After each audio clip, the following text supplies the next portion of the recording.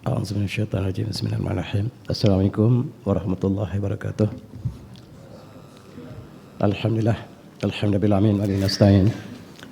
Assalatu wassalamu ala syafi'il anbiya'i wal mursalin wa alihi washabihi ajma'in amma ba'du. Yang saya muliakan Tuan Imam, Tuan Mudir, para asatizah, para pelajar yang dikasihi dan muslim-muslimat yang dirahmati sekalian, dirahmati Allah sekalian. Alhamdulillah. Dalam kesempatan malam ini, alhamdulillah, kita membicarakan satu tajuk tentang umat Islam di sebuah negara yang kita sebut sebagai Chechnya, Chechen. Satu masyarakat yang sangat istimewa. Dan siapakah mereka? Dan ini saya bincangkan daripada buku saya, buku yang saya tulis dalam 2-3 tahun lepas. Dan salah satu daripada perbincangan dalam buku ini ialah tentang masyarakat yang istimewa ini. Kita mulakan dengan ayat Quran surah Al-Hujurat. A'udzubillahi minasyaitonir rajim. Ya ayuhan nas inna khalaqakum min dzakarin wa unsa waja'alnakum syu'uban wa qabaila ta'arafu. Inna akramakum indallahi atqakum innallaha alimul khabir. Shadaqallahul azim. Wahai manusia, sesungguhnya kami cipta kamu daripada laki dan wanita, dan kami jadikan kamu syu'uban, bangsa-bangsa, dan kabilah-kabilah, supaya kamu saling kenal mengenali. Dan sesungguhnya yang paling mulia di sisi Allah, sesungguhnya yang paling mulia di kalangan kamu di sisi Allah ialah yang paling bertakwa. Dan sesungguhnya Allah Maha mengetahui, Maha khabir. Kita adalah satu saudara, satu keluarga yang besar, dan kita menumpang bumi Allah yang bernama bumi ini. Dan saya ingin perkenalkan pada adik-adik, pada jemaah sekalian, bangsa ini, bangsa yang sedang kita bincang ini, iaitu bangsa Chechen. Chechen ialah bangsa yang paling tua di dunia. Mereka ialah keluarga Nabi Nuh AS. Dan Nabi Nuh mendarat di kampung ini ketika banjir besar yang berlaku seluruh dunia satu masa dulu, yang Allah ceritakan dalam banyak surah. Maka kapal Nabi Nuh terdampar di sini. Dan keturunan yang awal daripada Nabi Nuh lahirnya di sini. Dan mereka berkampung di sini selepas mereka banjir, selamat daripada banjir, dan tempat yang mereka berkumpul ialah di sini, kawasan Chechnya, ataupun sekitar di kawasan Tanah Tinggi. Di sini kawasan Tanah Tinggi. Adapun keturunannya sekarang, mereka masih menggelarkan mereka Chechnya. Chechnya maksudnya dalam bahasa mereka ialah keturunan orang yang selamat daripada banjir, iaitu Nabi Nuh AS. Bangsa yang paling dominan, paling perkasa. Dan mereka ini pengikut mazhab Syafi'i sebahagiannya, sebahagian lagi mazhab Hanafi. Dan mereka juga satu lagi pegangan mereka ialah mereka berpegang pada tarekat. Mereka ialah satu kumpulan manusia yang paling banyak berzikir, dan mereka paling banyak berselawat. Barangkali orang yang paling banyak berselawat di atas muka bumi ini ialah orang Chechen, barangkali, wallahu a'lam. Dan tentera Chechen diwajibkan untuk berselawat setiap hari. Tentera Chechen sekarang diwajibkan untuk berselawat setiap hari, ada jumlah yang telah ditentukan, dan mereka sangat istimewa. Dan mari kita kenang kembali tempat yang kapal Nabi Nuh mendarat. Inilah sisa-sisa kapal Nabi Nuh mendarat. Inilah sauh kapal Nabi Nuh. Bismillahirrahmanirrahim wa mursaha. Dan dengan nama Allah kami berlayar dan kami berlabuh. Marsaha, rasah, sarasiah dan bahasa Arab ialah maksudnya anchor ataupun angkara. Nabi Nuh bercakap dalam bahasa yang lama, bahasa yang paling lama yang dituturkan oleh Nabi Adam salam, dan bahasa mereka menyebut benda ini sebagai angkara. Ada kota Ankara sekarang di Turki, ialah mengambil kerana ditemui sauh Nabi Nuh ini. Sauh Nabi Nuh disebut angkara dalam bahasa asal mereka. Bahasanya lah bahasa Samaria. Bahasa yang dituturkan oleh Nabi Nuh ialah bahasa Samaria yang telah pupus sekarang. Dan ini dipanggil Ankara, dan ada kota Ankara di Turki mengambil sepenuh sauh. Orang barat tidak ada istilah untuk Ankara, mereka sebut anchor. Anchor datang daripada Ankara, daripada bentuk yang ditemui batu yang besar. Ini diletakkan di bawah kapal Nabi Nuh supaya kapal Nabi Nuh ini tidak ditolak oleh ombak dan dia mantak ke bawah. Ada banyak batu seperti ini. Tuan-tuan, adik-adik, cuba kita bayangkan berapa besarkah saiz untuk manusia menebuk batu seperti ini. Betapa besarnya saiz manusia untuk potong gunung dan jadikan sauh ini sebesar ini, lebih tinggi pada manusia. Beratnya sangat berat, dan itu dilakukan oleh Nabi Nuh AS. Barangkali keseorangan diri seorang Nabi Nuh yang melakukan seluruh pembinaan kapal tersebut cukup ganjil. Dan disinilah apabila banjir telah surut, mereka pun bersebar ke muka bumi dan mereka menetap di kawasan ini untuk sementara. Tempat ialah tempat peta ini. Kalau kita lihat dalam gambar ini, peta ini tempat mendaratnya kapal Nabi Nuh. Bangkai ataupun rangka kapal Nabi Nuh masih terdapat di sini. Dan Masya Allah, sangat-sangat besar kapal ini. 3 tingkat. Tingkat untuk haiwan, manusia dan unggas dan sebagainya. Sebagaimana yang disebutkan dalam tafsir dan ditemui kesan yang sudah menjadi fosil, sudah menjadi batu. Dan kayu yang dibuat masih kekal dalam bentuk yang sangat keras. Inilah sejarah Nabi Nuh, dan keturunan pertama di sini ialah orang Chechen, ialah keturunan daripada Nabi Nuh AS. Ini ialah makam Nabi Nuh di Karak, di Jordan. Yang barangkali Ustaz telah sampai di sini. Dan makam Nabi Nuh sentiasa dikunjungi oleh orang Islam dan bukan Islam. Sebab orang Kristian dan orang Yahudi juga mengakui Nabi Nuh yang mereka sebut Noah ialah Nabi mereka juga. Walaupun berbagai-bagai kisah Israeliat yang ditambahkan kepada sifat Nabi Nuh AS cukup menakutkan, sebab mereka mengatakan Nabi Nuh sekian yang Allah membebaskan Nabi Nuh daripada segala tuduhan orang Israel. Inilah tempat kubur makam Nabi Nuh AS. Saiznya sangat panjang. Kalau kita bandingkan dengan manusia sekarang, kubur ini katanya sangat panjang dan menggambarkan saiz Nabi Nuh. Manusia semakin lama semakin kecil, dan kita hari ini sangat kecil. Dan Nabi Adam salam Allah ciptakan 70 hasta sangat tinggi, dan 60 hasta bukan hasta kita, hasta Nabi Adam salam. Dan itulah saiz manusia yang semakin lama semakin kecil. Dan Allah mengatakan apabila Nabi Nuh telah selamat, Allah mengatakan wajana zuriyatahu humul baqin. Dan daripada zuriat Nabi Nuh lah maka manusia di atas muka bumi ini bermula. Semua manusia atas muka bumi ini bermula daripada Nabi Nuh AS. Kita bermula daripada Nabi Adam AS, tetapi apabila sampai Nabi Nuh menyeru kepada kebenaran tetapi ditolak oleh kaumnya. Akhirnya Allah tenggelamkan mereka. Yang tinggal hanyalah 80 orang. 80 orang di atas kapal Nabi Nuh. Satu jumlah yang minoriti daripada kaum Nabi Nuh yang ramai yang beriman hanyalah satu kapal. Ahli tafsir mengatakan 80 orang. Kampung tempat mendaratnya kapal ini dipanggil Kampung 80. Kampung ini yang kapal ini mendarat dipanggil Kampung 80 sempena dengan jumlah bilangan penumpang yang beriman di atas kapal Nabi Nuh. Allah takdirkan seluruh yang beriman ini apabila banjir telah selesai, telah surut, semua meninggal dunia. Kecuali 3 orang anak Nabi Nuh AS yang dinyatakan dalam tafsir kepada ayat yang kita baca tadi. Wajanna zuriyatahu humul baqin, dan daripada zuriat Nabi Nuh lah maka seluruh manusia yang ada hari ini. Dan kata ahli tafsir, anaknya semua 80 orang telah meninggal dunia kecuali 3 orang anak Nabi Nuh yang Allah takdirkan untuk teruskan kehidupan di atas muka bumi. Mereka adalah Sam, Ham dan Yafeth. 3 bangsa, 3 beradik. Dan kita di atas muka bumi hari ini pun ada 3 bangsa. Kita ada bangsa Kaukasian, Mongoloid dan Afrikano. 3 bangsa darah manusia daripada 3 ayah yang utama. Yang mana satu ayah kita? Mari kita tengok. Wallahu a'lam. Dan Imam Ahmad mengatakan bahawa Rasulullah bersabda bahawa Sam Abul Arab. Orang Arab ini keturunan mereka ialah daripada Sam. Keturunan daripada Sam ini kebanyakan para anbiya Allah lahirkan daripada kaum keluarga Sam bin Nuh alaihissalam. Kemudian kata Nabi Rasulullah dalam hadis ini, Waham Abu Habsh. Dan Ham ini ialah ayah keluarga orang Afrikano. Sekarang polis panggil Afrikano. Keluarga kepada orang kulit hitam, orang Abu Habsh. Yakni ayah kepada seluruh orang Afrika. Namanya Ham. Cirinya kulit putih, kulit hitam, maaf saya.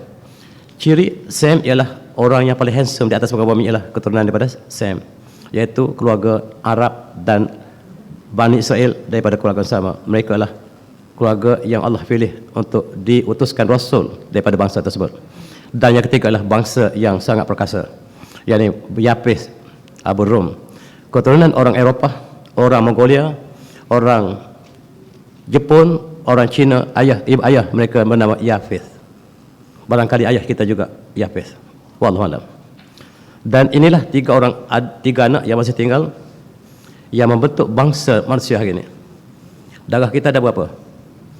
A, B, O, 3. A, B itu satu kategori yang ganjil. Yang asasnya A, B, O. 3 ayah. Sam, Ham, Yafith. Dan hari ini, malam ini, izinkan saya untuk bincang satu saja, Yafith. Yafith inilah bangsa yang paling tua, abang tua. Dan dia dikehendaki oleh Nabi Nuh AS.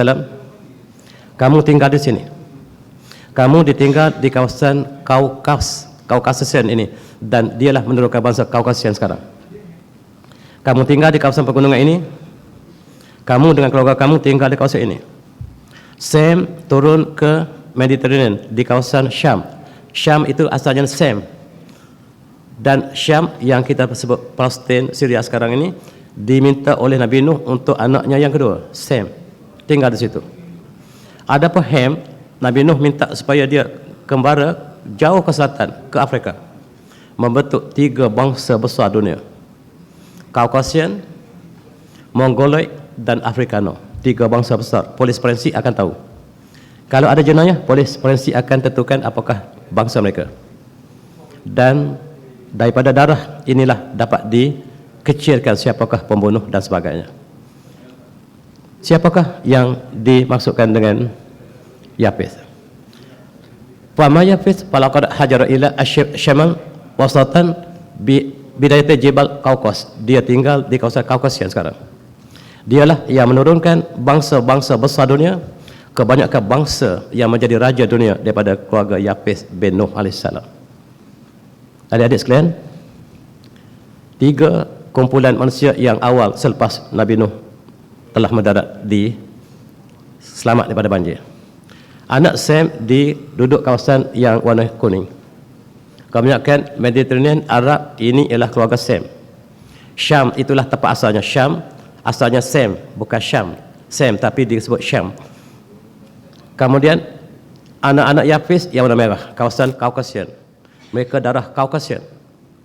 Dan anak Ham ialah bangsa Afrikano yang gelap saiznya.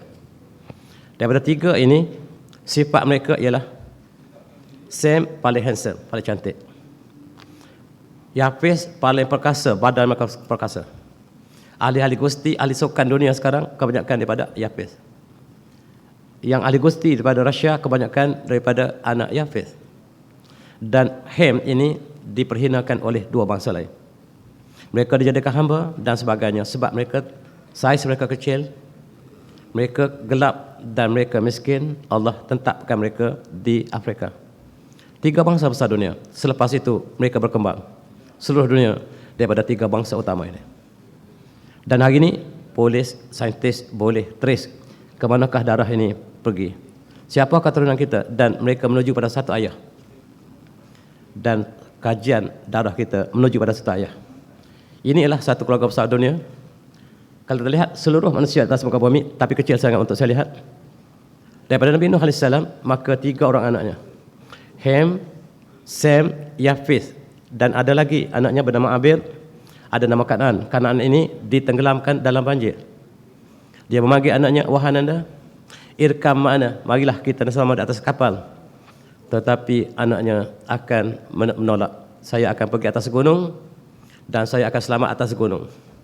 Kata Nabi Nuh AS, tidak ada seorang pun yang selamat hari ini kecuali dengan rahmat Allah. Dan dia namanya Kanaan, dia tidak ada keturunan. Keturunan dia hapus. Dan Abil juga tidak ada keturunan. Yang ada keturunan hanya 3 saja, iaitu Ham, Sem, Yafis. Orang Melayu daripada Yafis barangkali. Kita lihat daripada anak Yafis ada nama Masyah, dan dia bangsa Chechnya sekarang, bangsa Kaukasian sekarang, bangsa Dagestan sekarang. Itu ialah daripada anak sulungnya, nama Masyah. Kemudian ada nama Madai, ini daripada orang India, Hindu. Orang Iran, orang Parsi, daripada anaknya bernama Madai, satu keluarga. Mereka lah kebanyakan menjadi raja dunia. Kemudian Tobrash ini, anak mereka ialah keturunan daripada Bulgaria, daripada Yunani, daripada Siberia, daripada Macedonia, ialah daripada anak yang ketiga, Tobrash namanya. Dan yang keempat, Tobal, adalah orang Georgia, orang Itali, Yunan, ialah nama anak kepada Yafis, Yunan, atau kita panggil Greece sekarang. Yunan itu ialah nama orang, Greece itu nama orang. Dan dia menjadi negara Greece kita panggil hari ini. Dia adalah anak keturunan daripada Yafis bin Nuh AS, melalui anaknya yang kelima, anak yang keenam melahirkan Ya'juj, Ma'juj. Anak yang keenam bernama Mazuq inilah yang menurunkan keturunan Ya'juj, Ma'juj yang Allah ceritakan dalam surah Al-Kahfi.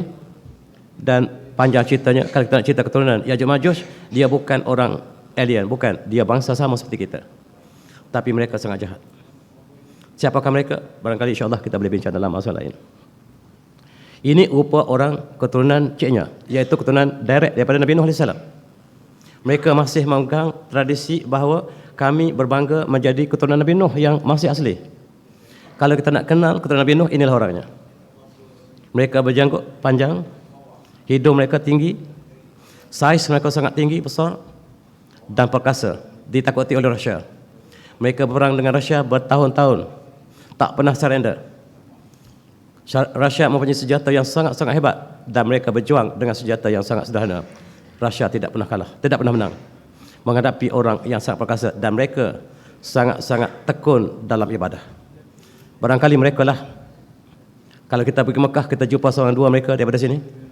Mereka sangat-sangat bertakwa dan sangat banyak berzikir. Orang yang paling banyak zikir atas muka bumi barangkali inilah orangnya. Mereka lah berjuang, dan wanita mereka lah diisytiharkan sebagai wanita yang paling cantik atas muka bumi. Keturunan asal Nabi Nuh AS.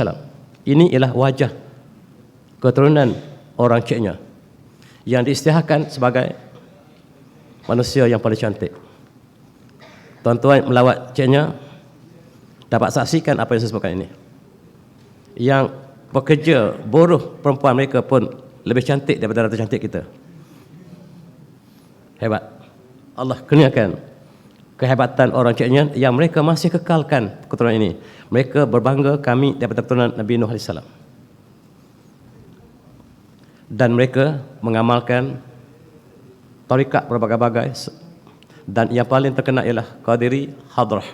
Mereka ada pesara, mereka ada majlis zikir, dan setiap rakyat dia mesti berzikir. Tak ada satu yang tidak boleh macam kita. Kita bebas nak berzikir, zikirlah. Tak ada zikir, dia wajib, mesti berzikir. Dan katakan presiden mereka berzikir 1 juta sehari. Saya tak percaya, tapi orang kata demikian. 1 juta subhanallah ataupun Allahumma salli ala Muhammad 1 juta kali satu hari. Kita tak boleh bayangkan. Barangkali tidak benar, tapi sudah cukup untuk menggambarkan bahawa mereka berzikir sangat banyak. Dan mereka tidak berhenti mulut mereka berzikir. Kalau ada seorang dua yang datang ke sini, kita boleh tengok mulut mereka sentiasa bergerak. Tidak orang kita. Kita boleh contoh mereka, dan mereka adalah golongan yang sangat bertakwa dalam konteks menjaga adab agama mereka. Ini rupa mereka. Di Mekah kita berjumpa seorang dua, mereka tidak ramai. Mereka golongan miskin. Mereka pernah disembelih oleh Rusia, sangat ramai, dan mereka adalah kaum yang menderita. Mereka kaum yang sangat miskin, tetapi mereka dari segi agama mereka sangat teguh pegangannya. Rusia memerangi mereka berpuluh tahun tapi tak pernah menang. Inilah rupanya orang Chechen, orang Chechnya. Dan mereka adalah satu bangsa dengan kita, keluarga Nabi Nuh yang sama. Kita lihat di manakah mereka tinggal di Rusia. Satu masa Allah takdirkan mereka berada di bawah kerajaan bukan Islam. Setelah mereka menjadi antara orang Islam yang mengembangkan Islam di Rusia. Dan satu masa Islam menguasai Moskow. Islam menguasai di kawasan yang disebut kawasan di tengah-tengah Rusia, kita yang buka. Kota Kazan kita yang buka. Tapi sayang, satu masa kita kalah. Dan mereka duduk di kawasan yang kita sebut Chechen sekarang. Saudara mereka Dagestan, keluarga yang sama, sepupu mereka, duduk sebelah negara mereka. Dua bangsa ini tidak boleh dikalahkan oleh mana-mana bangsa dunia. Mereka adalah kuasa badan yang sangat perkasa. Rusia selalu juara dalam Olimpik sebab bangsa ini. Bangsa yang perkasa ini ialah daripada bangsa Chechen. Dan mereka berada di bawah komunis satu masa. Pada tahun 1908, komunis mengambil alih Soviet Union. Dan kita tahu Soviet Union sangat memusuhi Islam. Dan mereka bertekad untuk menghapuskan Islam di seluruh Rusia. Mula-mula mereka membunuh ulama kita di Bukhara, di Samarkand, di Tashkent, sebahagian cerita dalam buku saya. Dan akhirnya mereka sampai ke Chechnya dan mereka membunuh orang Chechnya, membunuh orang Dagestan, membunuh orang Crimea, membunuh orang Ukraine, membunuh seluruh kawasan tersebut. Dan mereka membunuh puluhan juta dan cukup menyayat hati umat Islam dibunuh begitu ramai. Dan dikatakan Stalin mula-mula sekali mengambil orang Islam ini dihantar ke kawasan yang sangat-sangat sukar hidup, iaitu Siberia. Siberia adalah kawasan yang tidak ada makanan, hanya ada salji. Di situlah yang dihantar orang Chechen ke sana supaya mereka mati. Dan cukup menyayat hati, Allah selamatkan sebahagian mereka. Sebahagian besar mati, meninggal dunia dan dibunuh oleh tentera Soviet Union. Ini nasib umat Islam kita di Chechen. Kita di Indonesia tidak mengalami masalah seperti ini. Dan kita simpati kepada saudara kita yang telah dibunuh dan dibuang daripada negara mereka sendiri. Mereka terpaksa keluar berkali-kali. Ini kali terakhir mereka dihalau keluar daripada negara mereka sendiri. Bangsa Chechen. Pada tahun 1996, kita berdoa beramai-ramai di Malaysia, ya Allah selamatkanlah bangsa Chechen, bangsa Chechen yang dizalimi oleh kaum ataupun komunis Rusia. Mereka tidak pernah menyerah kalah. Mereka berjuang dan mereka mati dalam perjuangan. Itulah Chechen. Mereka tidak pernah menyerah kalah sama sekali. Mereka mengatakan syahid ataupun kejayaan dan mereka pegang sampai sekarang. Mereka keluar untuk berjuang, untuk mati dan mereka sebut kami keluar dan tak balik kembali lagi. Mak ayah minta maaf saya dan saya pergi sekarang menentang Rusia dan saya tak balik lagi. Kalau balik pun esok dia lakukan bersama dan dia pergi keluar tidak balik lagi, dia menganggap dia sudah meninggal dunia. Itulah yang ditakuti oleh Rusia sebab dia keluar untuk mati. Rusia berjuang untuk hidup. Mereka keluar berjuang untuk mati. Ini orang Chechen yang bakal tidak ada bangsa seperti ini.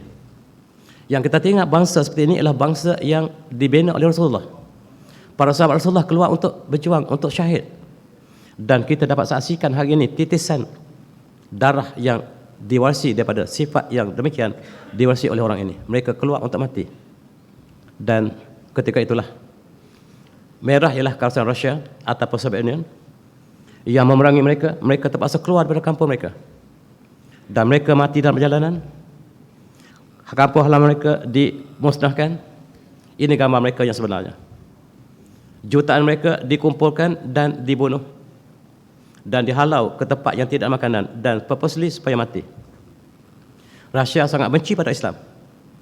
Mereka dibiarkan mati di kawasan yang sejuk.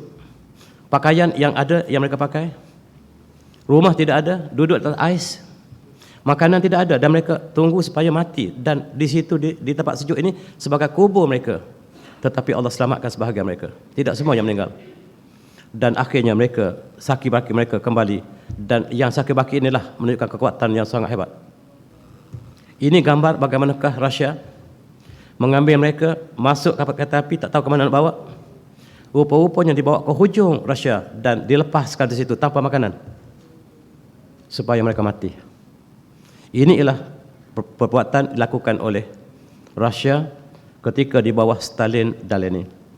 Sangat dahsyat.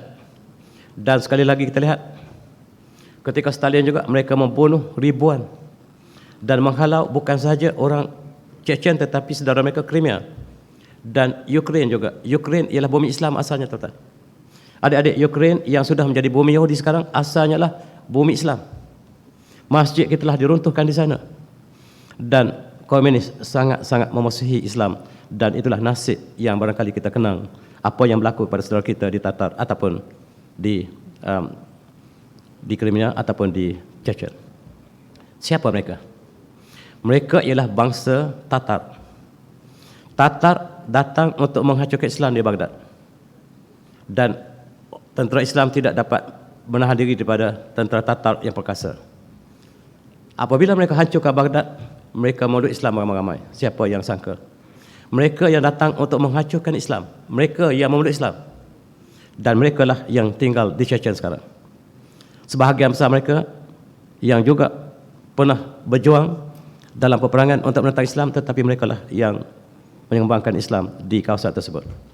Ini gambar hati betul-betul. Bagi mereka yang tidak mengikut perintah Rusia, mereka akan diikat, ditarik sampai mati, dan berita tidak sampai negara kita.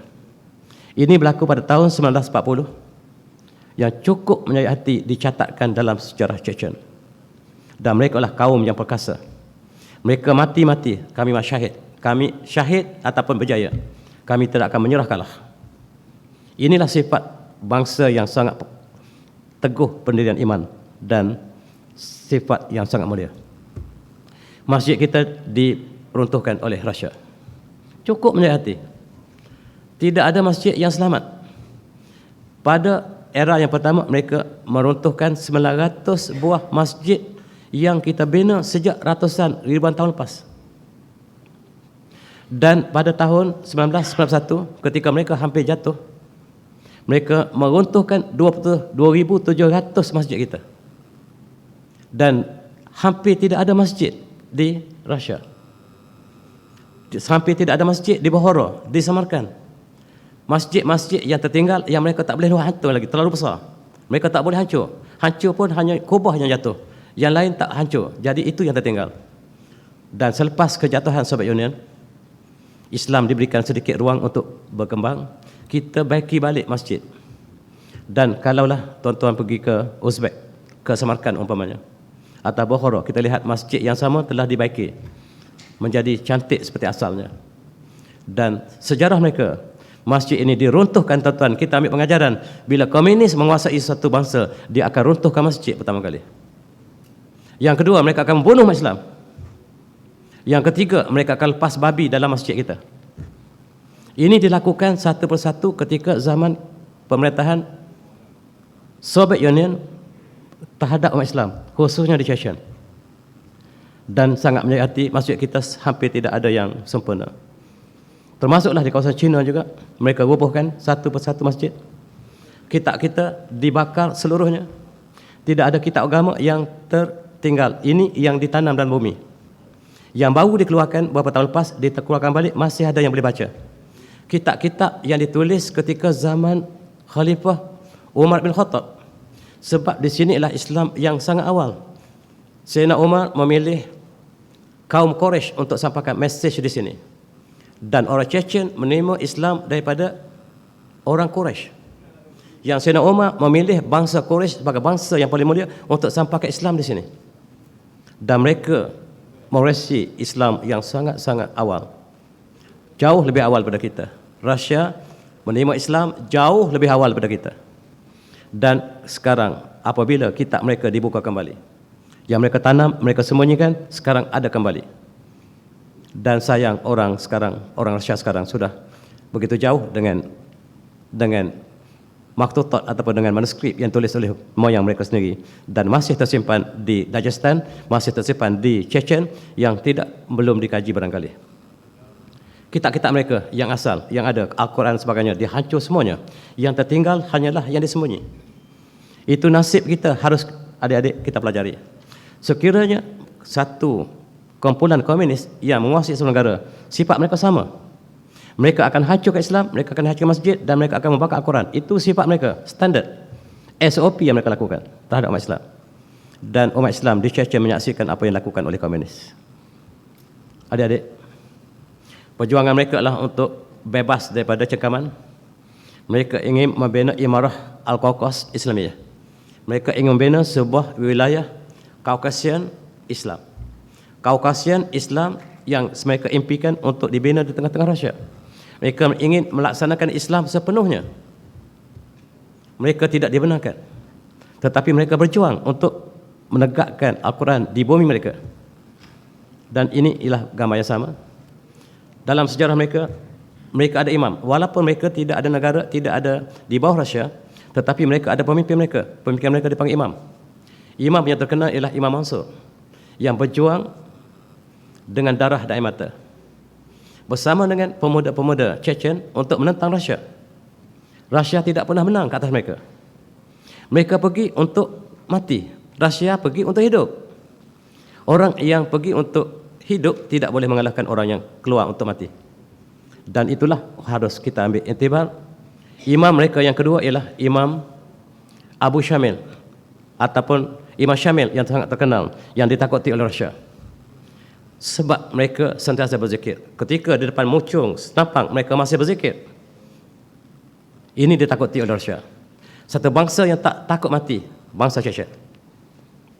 Dan Rusia yang perkasa dapat menumbangkan Amerika, dapat menumbangkan musuh mereka di kawasan tersebut, tak dapat mengalahkan orang ini. Sebab mereka datang dengan keimanan. Mereka pengamal Qadiriyah antaranya, Naqsabandiyah, dan lain-lain. Mereka setiap orang ada tarikat. Tarikat inilah yang memberi kekuatan pada mereka. Satu masa, kita lihat Rusia telah masuk ke Afghanistan. Dan dia cari pasal. Dia mengalahkan Afghanistan, tetapi Amerika datang mengalahkan Rusia. Mereka menguasai Afghanistan dan Amerika datang menghancurkan mereka. Dan mereka jatuh. Kerajaan yang angkuh tadi jatuh dan mereka berpecah dan mereka dikuasai oleh Barat. Rusia menjadi negara yang hina selepas mereka dijajah oleh Barat. Dan Amerika lah yang bertanggungjawab menghancurkan Soviet Union. Soviet Union yang sangat zalim kepada umat Islam telah hancur. Kita lihat Amerika adalah satu bangsa yang menakluk negara lain. Tetapi umat Islam terselamat seketika apabila Amerika mengalahkan Soviet Union. Dan umat Islam Chechen dapat bernapas.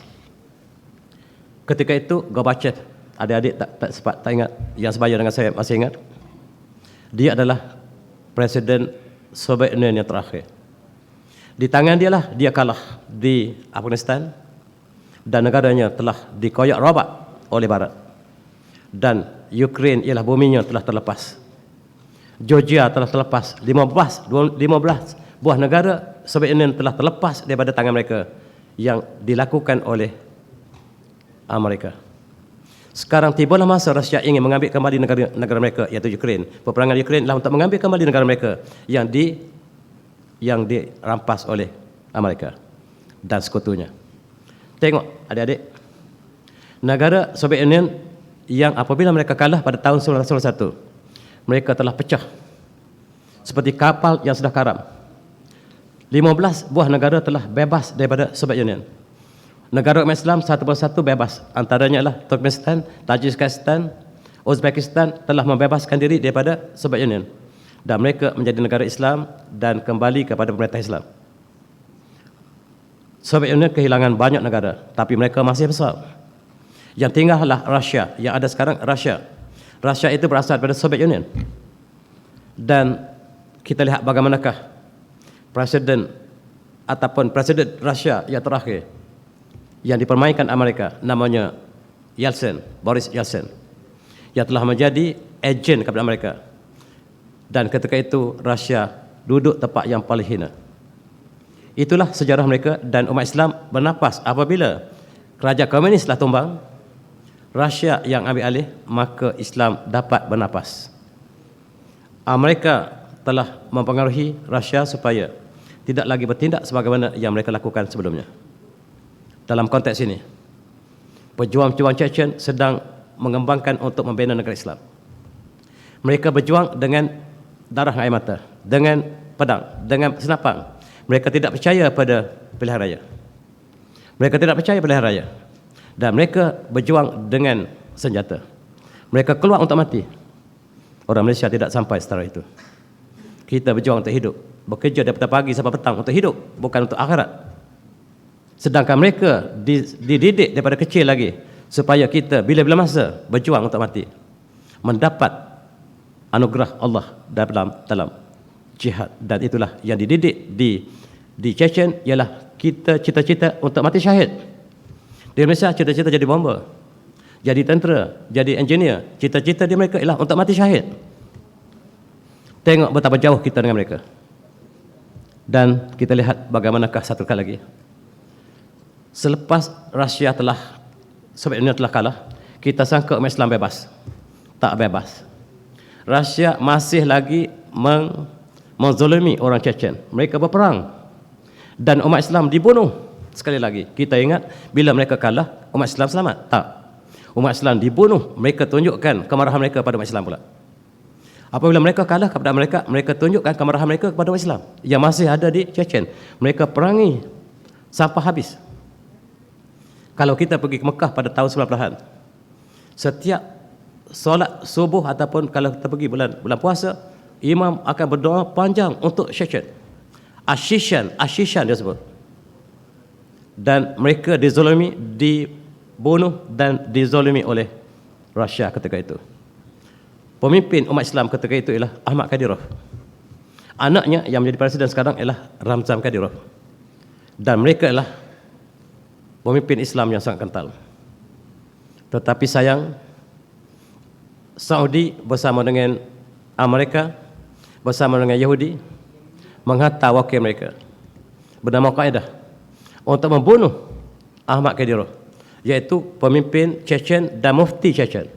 Dia sebagai pemimpin, sebagai presiden Chechen dan sebagai mufti Chechen. Ulama Umara bergabung pada Ahmad Kadyrov. Dibunuh oleh Al-Qaedah yang ditubuh oleh mereka bersama dengan Yahudi yang dipimpin oleh Saudi. Mereka membunuh Ahmad Kadyrov yang menyebabkan Ramzan Kadyrov sangat-sangat berang dengan kematian ayahnya, dan dia menggantikan ayahnya sebagai presiden Chechen. Chechen ada kuasa otonomi walaupun dia duduk di bawah Rusia, tetapi dia ada presiden. Presiden dia sekarang adalah Ramzan Kadyrov, seorang pemuda yang sangat aktif. Takdir ilahi. Apabila mereka berperang dengan Rusia begitu lama, dan Rusia ingin berperang dengan dunia, mereka berikan pilihan kepada Chechen, mari kita berdamai. Mari kita berdamai, wahai Chechen, selama ini kami perangi kamu, kata Putin, presiden mereka. Bertemu dengan Kadyrov, apa kata, saya offer pada kamu kesejahteraan. Saya berikan pada kamu sokongan untuk kamu lakukan apa pada agama Islam, asalkan kamu sokong perjuangan Rusia untuk menentang negara lebih besar Amerika yang sedang berkumpul di Ukraine sebelum tercetusnya perang di Ukraine. Maka kata Kadyrov, why not? Kami berperang, tetapi kami apabila diberikan keselamatan, kami terima.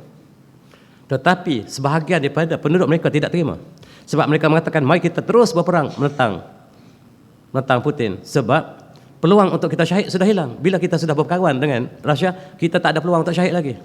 Rupa-rupanya penduduk Chechen sentiasa mencari ruang untuk syahid. Ada tak pemuda kita yang berjuang untuk mencari syahid? Kanak-kanak, adik-adik, guru-guru termasuk saya, adakah kita mencari syahid?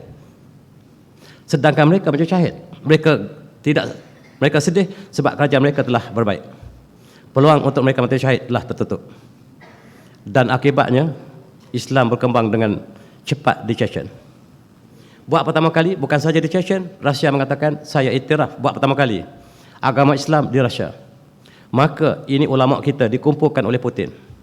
Barangkali dia tidak ikhlas, tetapi dia nak menunjukkan kepada kita bahawa Rusia tidak memerangi Islam lagi. Tujuannya dia ingin sokongan umat Islam, dia menentang negara yang lebih besar, iaitu NATO, Amerika, Kesatuan Eropah. Oleh sebab itu dia terpaksa berbaik dengan Islam. Dia memerlukan bantuan daripada Saudi, dia memerlukan bantuan daripada Turki, dia memerlukan bantuan daripada Iran. Dia perlukan bantuan daripada seluruh negara Islam. Maka dia menunjukkan sifat yang lunak kepada Islam yang tak pernah dia tunjuk sebelum ini. Maka lahirlah satu persatuan ulama yang diiktiraf di Rusia, bukan saja di Chechen, tetapi di Rusia seluruhnya. Sekarang kamu boleh bina kembali masjid. Dan masjid, ribuan masjid yang diruntuh Dibina kembali. Ini muftinya dilantik. Mufti Chechen yang baru ialah Bernama Syekh Saleh Majeyev. Dan kata Majeyev, kami tidak pernah dapat rasakan apa yang kami rasa sekarang. Kami dibunuh, diperangi sepanjang sejarah kami sampai tahun 1991. Tiba-tiba sekarang kerajaan Rusia memberikan ruang kami untuk berkembang. Kami tidak percaya, dan Islam berkembang dengan cepat dalam masa 10 tahun saja. Selepas tahun 90-an diberikan ruang untuk kami berkembang, kami berkembang dengan cepat sekali Rusia. Sehingga Rusia sekarang sudah ada 30 juta umat Islam di Rusia. Malaysia ada berapa? Malaysia ada berapa juta umat Islam? Malaysia barangkali ada 16 juta. Barangkali.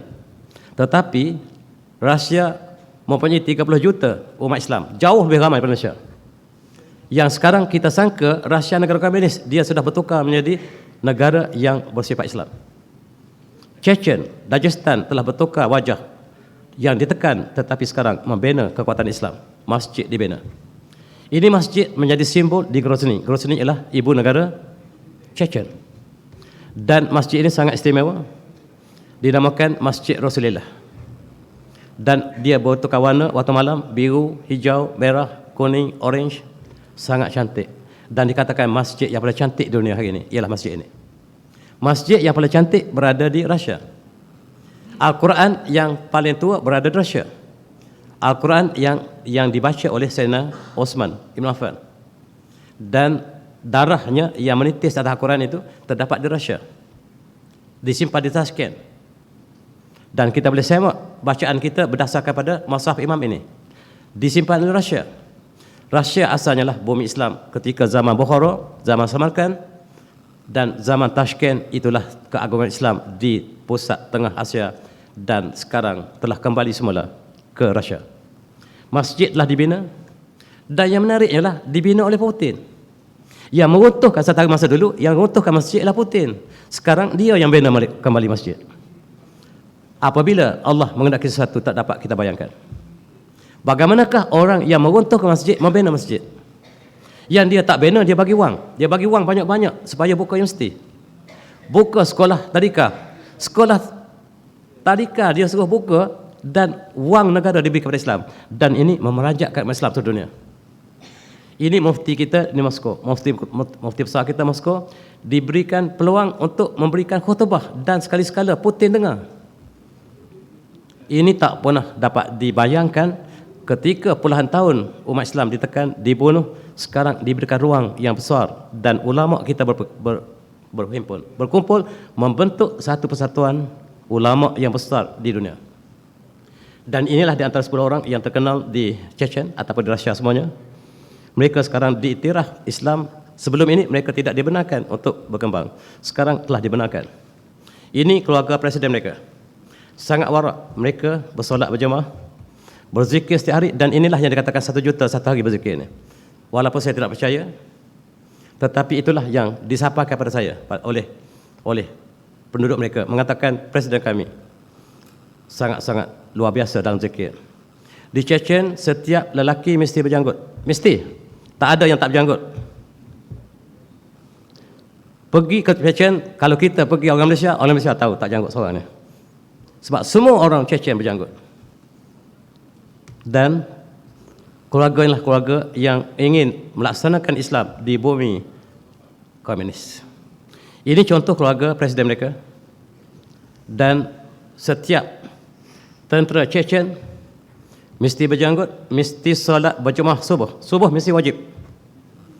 Tidak ada tentera dunia yang wajib solat subuh berjemaah. Tidak ada, kecuali Chechen.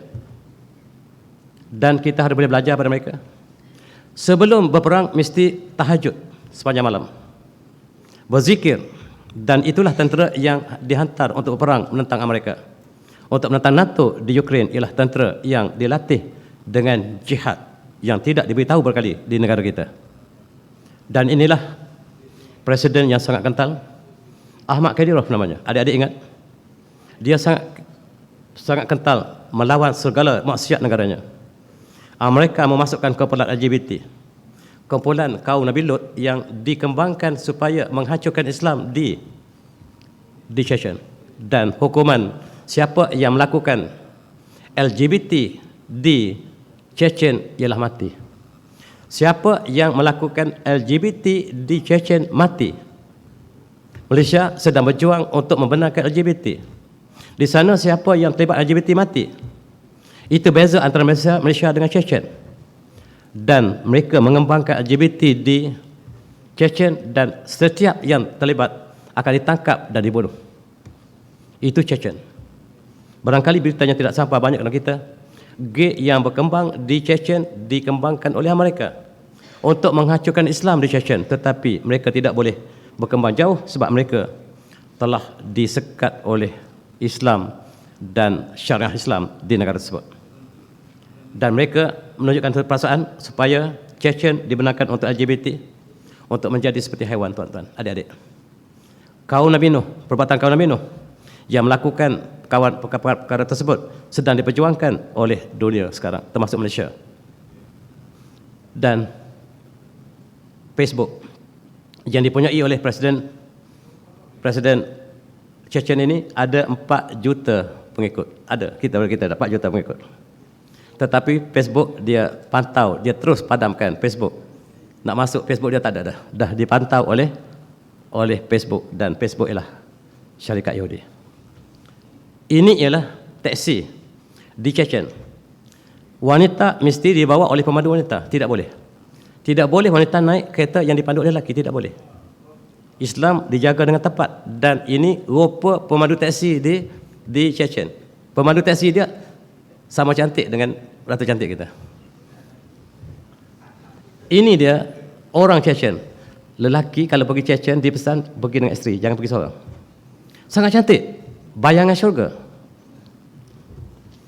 Dan saya nak ceritakan, Chechen ialah negara yang menjadikan sambutan Maulid sebagai sambutan negara. Maulid ialah sambutan negara yang dilakukan selepas mereka bebas daripada cengkaman Soviet Union. Bermula pada tahun 2009, mereka melaksanakan satu majlis yang besar. Mereka akan keluarkan rambut Rasulullah yang mereka ada disimpan dalam muzium, dan malam itu mereka akan berzikir dan membawa rambut Rasulullah daripada satu tempat ke satu tempat untuk dipamerkan.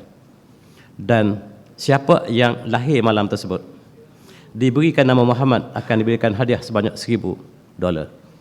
Ini adalah Chechen.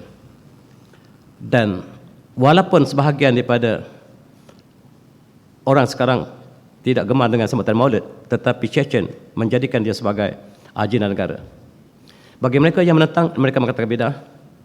Bagi mereka yang mengatakan dialah sunnah, sebab satu masa dalam hadis yang diriwayatkan oleh Imam Muslim, an Abi Qatadah Al-Ansari radhiyallahu anhu, anna al-Arabiyyah sa'ala an-Nabi sallallahu alaihi wasallam an shaum yaum al-Itsnain. Seorang Arabiah bertanya Rasulullah, kenapa Rasulullah bersolat sentiasa berpuasa pada hari Isnin? Sebab Rasulullah, inna dzalika al-yaum alladhi wulidtu bih. Hari itu saya raikan hari kelahiran saya. Saya lahirkan pada hari Isnin. Ditanya kenapa Rasulullah berpuasa pada hari Isnin dan hari Khamis? Rasulullah mengatakan, saya meraihkan hari lahir saya, iaitu hari saya dilahirkan padanya. Dan pada hari Isnin jugalah diturunkan Al-Quran pada saya. Maka saya meraihkan hari kelahiran saya. Dan kita yang ingin meraihkan, termasuklah Chechen yang ingin melahirkan hari Maulid, berpegang pada hadis tersebut. Bagi mereka yang menentang, mereka tak jumpa hadis ini dan mereka mengatakan bidah barangkali. Itulah antara sebab. Perpecahan tidak dapat dilakukan lagi, tidak dapat elakkan lagi di Chechen. Maka sebahagian mereka menganggap bidah dan negara melakukan sebagai sambutan resmi negara. Dan inilah gambar antara pemimpin dunia yang dibenarkan untuk dibuka kubur depan untuk ke makam Rasulullah. Inilah antara presiden yang dibenarkan, iaitu Ramzan Kadyrov.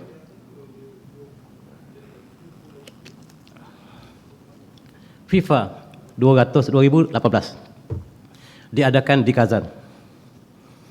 Kazan ialah Rusia. Pada tahun 2022 diadakan di Qatar. Dan ketika diadakan bola sepak di sini,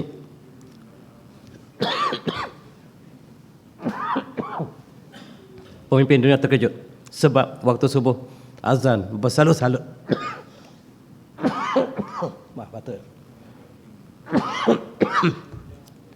azan dialurkan di seluruh kawasan Kazan.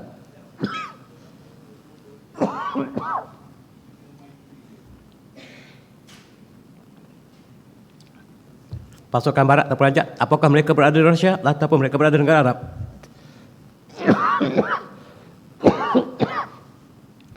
Rupa-rupanya Islam telah berkembang luas di Rusia. Masjid berada di Kazan dengan banyaknya.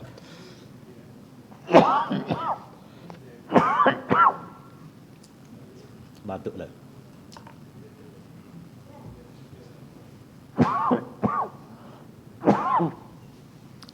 Dan ini ikon bola sepak. Di antara stadium bola sepak ialah di Chechen. Dan peluang diambil oleh Presiden Kadyrov untuk meraihkan pemain Islam. Antaranya lah Muhammad Salah.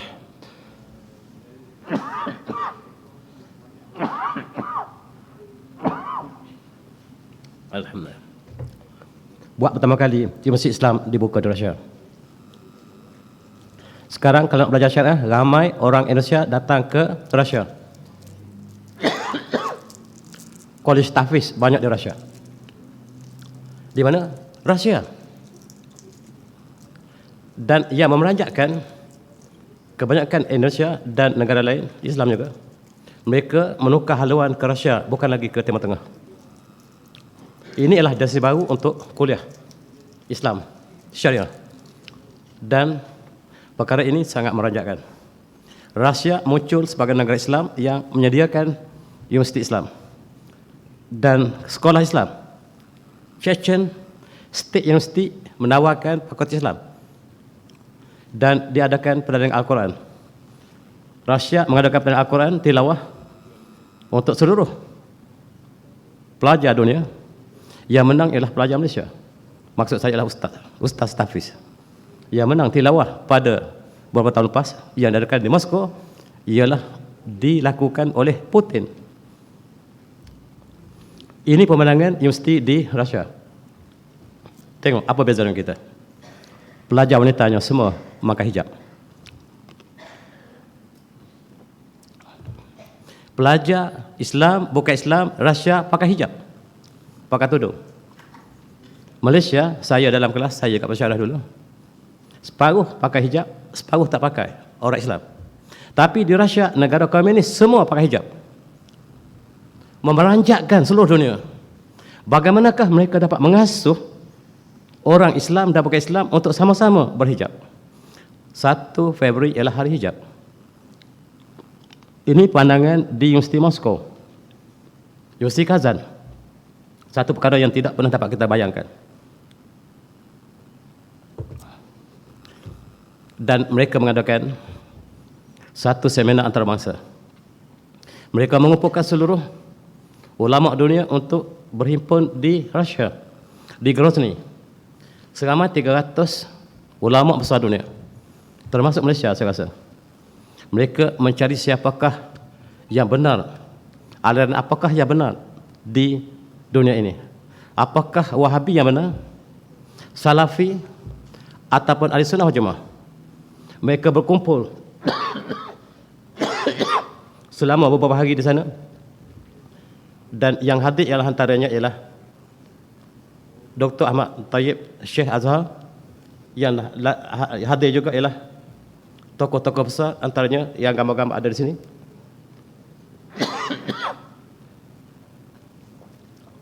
Mereka membahaskan panjang lebar siapakah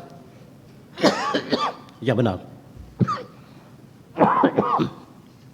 Sebab sekarang kita kekeliruan yang sangat tinggi, maka mereka bersidang begitu lama, berbincangkan selama beberapa hari, dan mereka mengeluarkan resolusi. Dan izinkan saya baca resolusi yang dikeluarkan oleh Majlis Agama Dunia seperti berikut.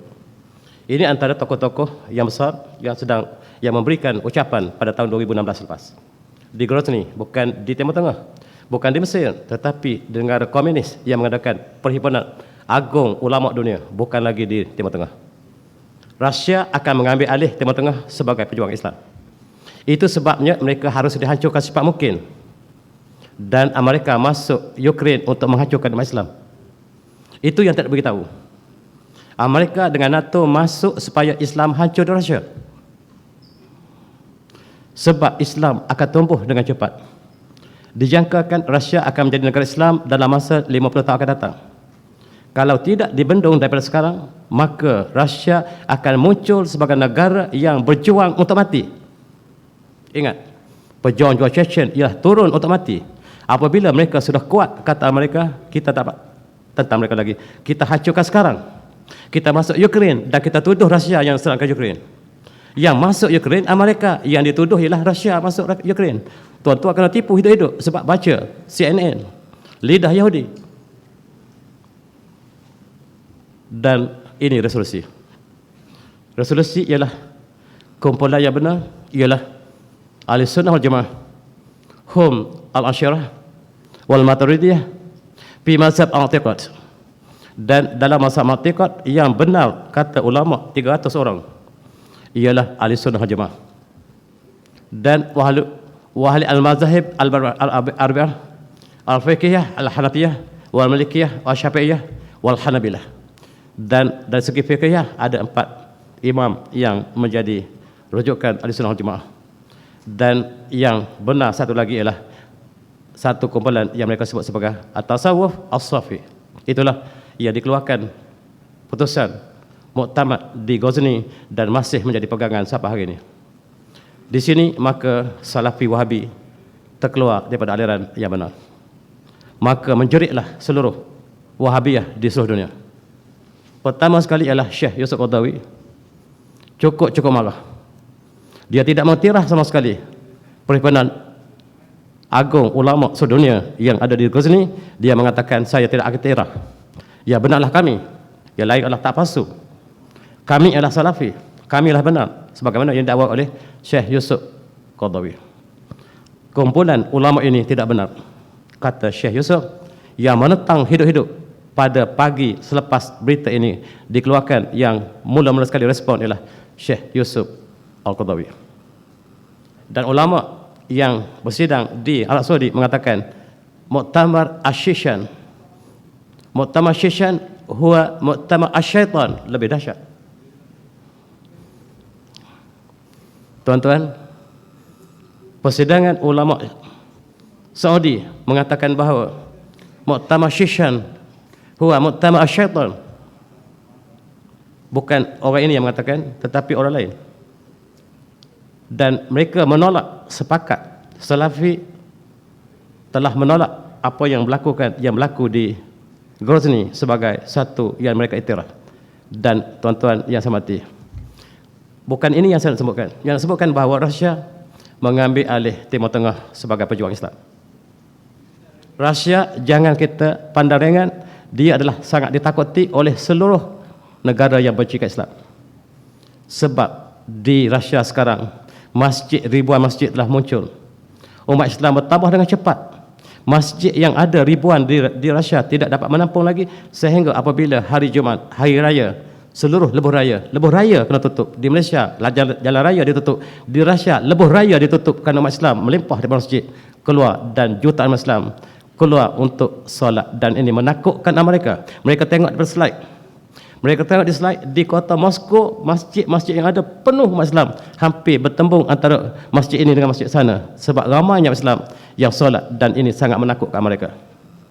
Dan mereka lancarkan perangan di Ghazni ataupun di Ukraine bukan kerana sebab lain, sebab ialah Islam. Itulah yang harus kita faham sebelum kita memberikan komen atau ulasan tentang peperangan di Ukraine. Sekarang beberapa siri muktamad diadakan untuk kita kenali kembali tokoh-tokoh Ahli Sunnah yang terkenal, dan dijemput ke Samarkand, dijemput ke Tashkent, dijemput pada Bukhara untuk kita kenal kembali pejuang-pejuang ulama kita yang sedang berjuang. Dan saya dengan rendah hati menulis buku yang saya sebutkan pada awal tadi. Saya membincangkan apakah yang melakukan ulama kita satu masa dulu di Samarkand, di Bukhara dan di Tashkent, dan ialah sebahagian lanjutan daripada apa yang dibincangkan di Ghazni, tuan-tuan. Dan inilah antara tokoh penting yang berada di Ghazni yang membuat satu resolusi yang memerajakkan dunia, dan sekarang kita terbelah dua. Satu memandangkan yang lain adalah sesat. Yang A mengatakan B sesat, yang B mengatakan yang A sesat, dan itulah suasana yang kita hadapi sekarang.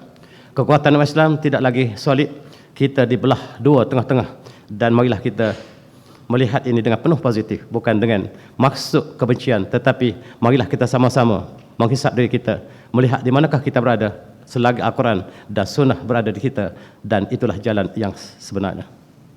Dan inilah satu seminar yang kemudiannya dihadiri oleh puluhan ulama dunia sekali lagi, membincangkan tentang Al-Imam Abu Mansur Al-Maturidi, pengasas kepada Ahlussunnah Jamaah.